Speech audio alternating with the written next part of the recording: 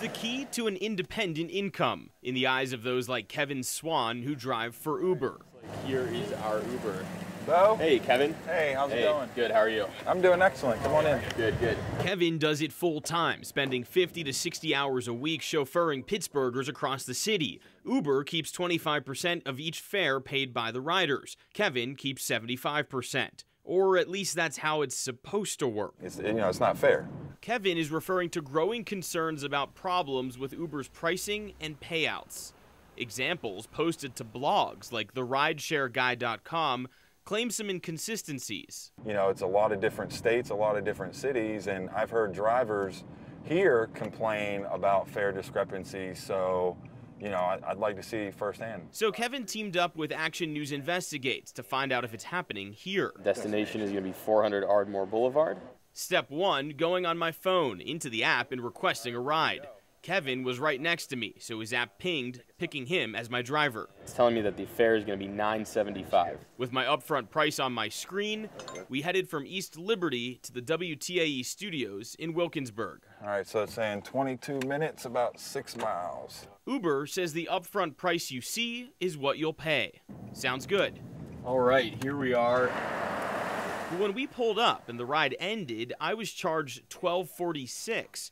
Which is $2.71 more than my original upfront price of $9.75. Uber tells us that type of discrepancy is possible if there's traffic or the driver takes a strange route. We didn't seem to do that. But then another discrepancy popped up on Kevin's phone. It showed the fare as $11.01. But remember, the actual fare charged to me, the rider, was $12.46. So Kevin's payout from Uber of $8.26 was based on the $11.01 fare, meaning he missed out on more than $1. 9.34. And that's $8.26. That you didn't get. Correct.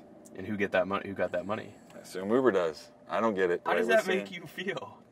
It's depressing. We initiated a new ride, driving from our studio back to where we started in East Liberty.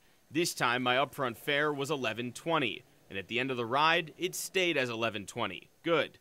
But on Kevin's phone, it said the fare was only $7.33. Huh? So his payout was just $5.50. That means roughly $3 went unaccounted for. Every little bit counts, especially if, this is all I'm doing, so that's less money I have to pay bills with. The thing is, most drivers would never catch this, because while riders' fares are displayed up front, the driver's app doesn't show the fare breakdown until several minutes after the passenger is dropped off, meaning drivers can't easily compare charges with their riders. Many just move on to the next ride. We're really focused on increased transparency and awareness. Ryan Green is co-founder of Pittsburgh-based startup Gridwise, which gives taxi, Uber, and Lyft drivers data on riders to help them maximize profits. Green and his partner Brian Finnemore say drivers on their platform are talking about these Uber pricing problems as well. People should know about this. It's not too hard to do the math and figure out, what a certain fare from a rider should be earning me as a driver. And when they see the discrepancy, it raises questions. Questions that Uber would not allow us to ask them in person, via Skype, or even in a recorded phone interview. The company did email us, though, saying, quote, "With upfront fares, riders agree to a fare that's calculated in advance, while drivers get paid based on a per-mile, per-minute rate, as is normal with UberX. Because no predictive model is 100% perfect, what riders pay and drivers earn on a trip may differ slightly from time to time." Now, we only tried 2 rides with Kevin, and neither discrepancy was a large amount.